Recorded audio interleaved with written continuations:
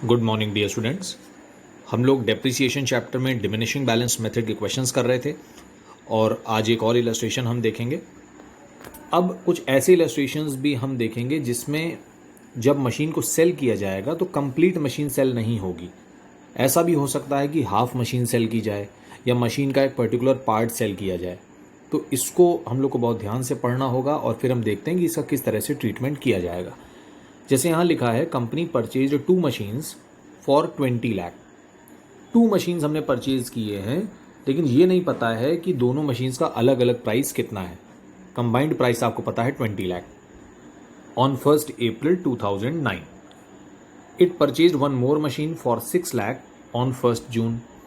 It sold 1 machine on 1st October for 7,50,000 which was purchased on 1st April 2009 for 12 lakh. तो अब यहां से हमको क्लियर हो रहा है कि 1 अक्टूबर को 7.5 लाख रुपए में हम एक मशीन बेच रहे हैं और कौन सी मशीन को हम सेल कर रहे हैं जो 1 अप्रैल को 12 लाख में परचेज की गई थी। तो इसका मतलब ये जो 20 लाख रुपीस हमको अमाउंट दे रखा है, इसमें एक मशीन 12 लाख की है जिसको आगे चल के सेल किया जाएगा और दूसरी मशीन 8 लाख की होगी। तो अब जब हम क्वेश्चन अपना स्टार्ट करेंगे, सॉल्यूशन स्टार्ट करेंगे, तो इसमें हम 1 अप्रैल को 20 लाख एक साथ नहीं लिखेंगे, हम इसको 2 पार्ट में डिवाइड कर देंगे। तो क्वेश्चन आप लोग को पहले पूरा पढ़ लेना है। क्वेश्चन में आगे पढ़ के आपको ये क्लियर हो जाएगा कि मशीन का कौन सा पार्ट सेल किया जा रहा है। तो अगर क्वेश्चन कह रहा है कि हमने 20 लाख की मशीन परचेज की है और उसमें से हाफ मशीन हम आगे चल के सेल कर देंगे, तो आप इसको 10 लाख और 10 लाख कर दीजिए। क्वेश्चन कह दे कि 1/4 मशीन हम सेल कर देंगे, तो आप 20 लाख का 1/4 निकाल लें, 5 लाख आ जाएगा। तो 5 लाख को मशीन नंबर 1 कर देंगे हम और 15 लाख को मशीन नंबर 2 कर देंगे। तो जितना पार्ट सेल किया जाएगा उसको आप मशीन नंबर 1 बना देंगे और जो सेल नहीं होगा उसको मशीन नंबर 2 कर देंगे हम लोग। बस इतना करेंगे। तो इस टॉपिक को या जो ये प्रॉब्लम होगी क्वेश्चन की, उसको हम इतनी ईजिली सॉल्व कर लेंगे कि जो पार्ट सेल किया जाएगा उसको हम एक अलग मशीन की तरह से ही ट्रीट करेंगे from the beginning of the solution. तो अब हमने 1 अप्रैल को मशीन परचेज कर ली 20 लाख की, इसको 2 पार्ट में हमने डिवाइड कर लिया, 12 और 8। उसके बाद जब हमारा ईयर एंड होगा, क्योंकि मशीन तो सेल हो रही है बाद में 2011 में, ये देखिए लिखा हुआ है, तो अभी तो 2011 नहीं आया है, 9 से 10 चल रहा है अभी तो ईयर हमारा। तो 1 अप्रैल को आपने परचेज किया, 31 मार्च 2010 को आपने इस पर डेप्रीसिएशन लगा दिया। डेप्रीसिएशन कितना लगाना है? 10% per annum diminishing balance method के अकॉर्डिंग। यहाँ पे लिखा हुआ है depreciation was charge 10% on diminishing balance method. तो फर्स्ट टाइम तो सेम रहता है, 10% आप 12 लाख का निकालेंगे तो 120 आएगा और 8 लाख का निकालेंगे तो 80,000 आएगा। और फिर हम बैलेंसेस कैलकुलेट कर लेंगे, 12 लाख माइनस 120 1080 आ जाएगा और 8 लाख माइनस 80,000 7,20,000 आ जाएगा। तो दोनों मशीन्स के हमारे बैलेंसेस आ गए और फर्स्ट ईयर हमारा कंप्लीट हो गया। अब हमारा सेकेंड ईयर स्टार्ट होगा। 1 अप्रैल 2009 लास्ट ईयर था, सेकेंड ईयर 1 अप्रैल 2010। तो इन बैलेंसेस को सबसे पहले नीचे उतारा जाएगा, 1080 और 720, ये दोनों बैलेंसेस देखिए नीचे आ गए। उसके बाद सेकेंड ईयर में हम लोग देख लेते हैं क्या ट्रांजैक्शन हुआ है। सेकेंड ईयर में लिखा हुआ है it purchased 1 more machine for 6 lakh on 1 जून 2010। तो अब हम अप्रैल 2010 से आगे बढ़ते हैं तो जून आ जाएगा। तो 1 जून को हमने एक और मशीन परचेज कर लिया, थर्ड मशीन 6 लाख का। तो अब हमारे पास 3 मशीन्स हो गए, 1 2 एंड 3।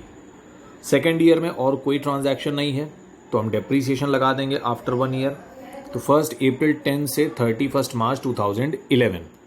तो फर्स्ट मशीन का डेप्रीसिएशन हो गया 1,08,000। कैसे आएगा? 10,80,000 का 10%, तो 1,08,000। फिर 7,20,000 का 10%, 72,000। उसके बाद 6 लाख का 10%, 60,000 आता है। लेकिन हमने मशीन परचेज किया था 1 जून को, तो हम 10 मंथ्स का डेप्रीसिएशन लगाएंगे। तो 10 मंथ्स का डेप्रीसिएशन आएगा 50,000 रुपीज़। उसके बाद तीनों मशीन्स का आप बैलेंस कैलकुलेट कर लीजिए, 10,80,000 माइनस 1,08,000, 972 आ जाएगा। फिर 720 माइनस 72,000, 648 आ जाएगा और 6 लाख माइनस 50,000 550 आ जाएगा। तो इस तरह से तीनों बैलेंसेस भी हमारे आ गए। उसके बाद थर्ड ईयर हमारा स्टार्ट हो जाएगा। सबसे पहले इन बैलेंसेस को हमने नीचे कॉपी किया। 1 अप्रैल 2011 न्यू ईयर स्टार्ट होता है। ये हैं 3 मशीन्स हमारे पास। अब 1 अक्टूबर को हमें फर्स्ट मशीन को सेल करना था, तो हम क्रेडिट साइड में सेल करते हैं। तो ये देखिए लिखा हमने by bank first machine 7,50,000 already sale price question में दिया हुआ है, तो 7,50,000 में हमने सेल कर दिया उसको। उसके बाद मशीन को हमने 6 मंथ्स यूज़ भी किया है, तो 6 मंथ्स का डिप्रिसिएशन लगेगा। कैसे निकलेगा? 9,72,000 हमारी मशीन की वैल्यू है, इसका 10% हो गया 97,200 और इसको 6 मंथ्स का लगाना है तो आपको डिवाइड बाय 2 कर देना होगा। इसको 48,600 आ जाएगा 6 मंथ्स का डिप्रिसिएशन। और फिर हम उसके बाद प्रॉफिट या लॉस कैलकुलेट कर लेंगे। कैसे कैलकुलेट करेंगे? मशीन की वैल्यू 972 माइनस डिप्रिसिएशन, तो बुक वैल्यू आ गई और उसमें से सेल प्राइस माइनस कर दिया तो हमारा लॉस आ गया। यहाँ कैलकुलेशन देखिए दिया भी हुआ है। तो फर्स्ट मशीन का इस तरह से हमने 1 अक्टूबर को पूरा एडजस्टमेंट कर दिया और 1 अक्टूबर को हमारी फर्स्ट मशीन सेल हो चुकी है। अब हमारे पास सिर्फ 2 मशीन्स हैं, सेकेंड और थर्ड। उसके बाद 1 अक्टूबर को ही क्वेश्चन में कहा गया कि एक और मशीन परचेज की जा रही है फ्रॉम द सेल प्रोसीड्स, मतलब जितना पैसा आपको मशीन को सेल करके मिला है उतने ही अमाउंट की एक और मशीन आप परचेज कर लीजिए। तो ये देखिए यहाँ पे लिखा हुआ है 1 अक्टूबर को ही हमने मशीन को सेल किया था 750 में और 1 अक्टूबर को ही हमने एक और मशीन परचेज कर ली है 750 की। तो अब हमारे पास टोटल हो गई हैं 4 मशीन, जिसमें से एक हम सेल कर चुके हैं, तो अब हमारे पास बच रहे हैं सिर्फ 3 मशीन्स। अब मार्च आ जाएगा, मार्च 31, और हम तीनों मशीन्स पे डिप्रिसिएशन चार्ज कर देंगे। तो अब सेकेंड और थर्ड मशीन पे हम ये देखिए डिप्रिसिएशन यहाँ लिखा हुआ है। सेकेंड मशीन 6,48,000, 10% हो गया 64,800। थर्ड मशीन 5,50,000, 1 अप्रैल से 31 मार्च पूरा 1 ईयर हो रहा है, तो 10% लगा दिया 55,000। और ये जो फोर्थ मशीन हमने परचेज किया है 7,50,000 का, इसका 10% होता है 75,000 रुपीज़, लेकिन हमने इसको परचेज किया है 1 अक्टूबर को, तो डिप्रिसिएशन भी हम 6 मंथ्स का ही लगाएंगे। तो ये देखिए इस पे हम डिप्रिसिएशन लगा देंगे 6 मंथ्स का। यहाँ लिखा हुआ है 37500, तो 75,000 हमारी वैल्यू थी मशीन की, इसको 2 से हमने डिवाइड कर लिया तो 37,500 आ जाएगा। और तीनों मशीन्स पे डिप्रिसिएशन लगाने के बाद हम तीनों मशीन्स का बैलेंस भी कैलकुलेट कर लेंगे। तो थर्ड ईयर के बाद तीनों मशीन्स का हमारा बैलेंस भी कैलकुलेट हो गया। उसके बाद इस बैलेंस को अब हमें नीचे कैरी डाउन करना है। ये देखिए इस बैलेंस को हमने नीचे उतारा और फोर्थ ईयर हमारा स्टार्ट हो गया 1 अप्रैल 2012 से। अब फोर्थ ईयर में देखिए क्या ट्रांजैक्शन हुआ है।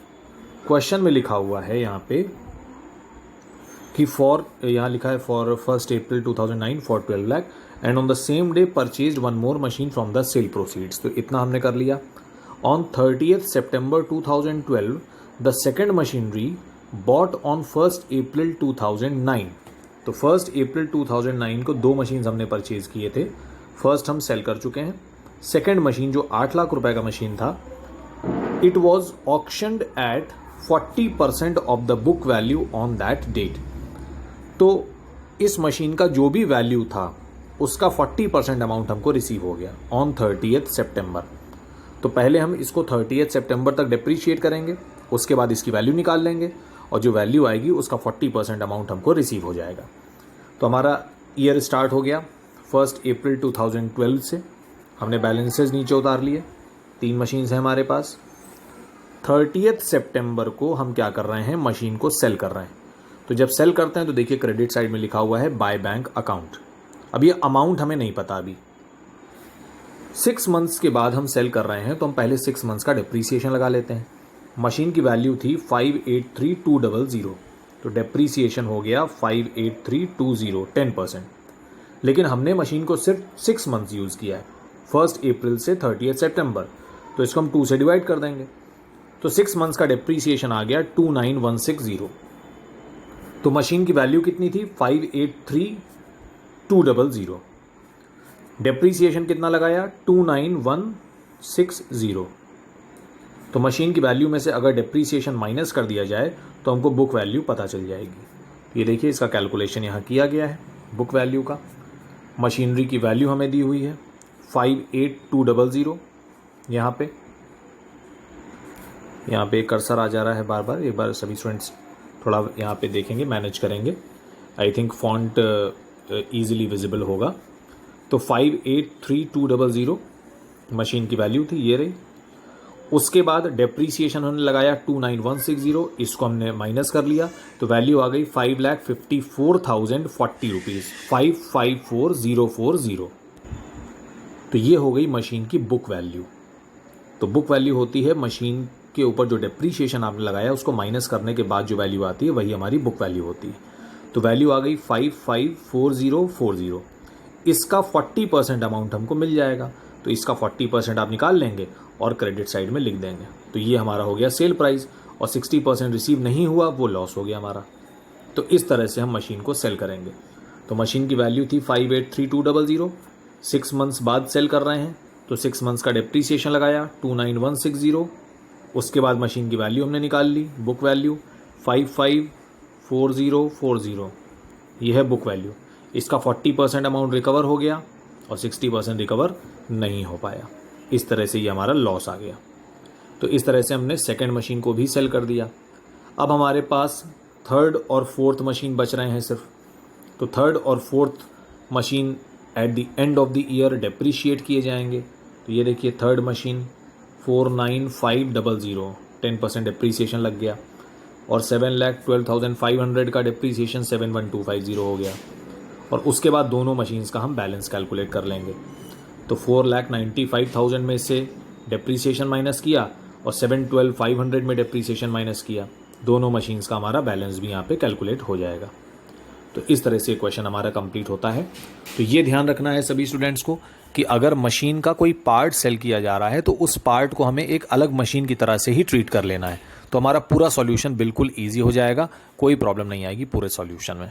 उसको अलग मशीन की तरह ट्रीट करके बाकी जब सेल करने के लिए कहा जाए तो उसको आप सेल कर दें प्रॉपर डेप्रीसिएशन लगाने के बाद। तो आई होप ये इलस्ट्रेशन समझ में आया होगा सभी स्टूडेंट्स को। मैं और भी इसी तरह के इलस्ट्रेशंस ग्रुप पे भी शेयर करूंगा, तो सभी स्टूडेंट्स उन इलस्ट्रेशंस को देख लेंगे। और कुछ क्वेश्चंस, अनसॉल्व्ड क्वेश्चंस भी मैं शेयर करूंगा, तो उसको सभी स्टूडेंट्स अपनी कॉपी में सॉल्व कर लेंगे। Alright, thank you so much, God bless you.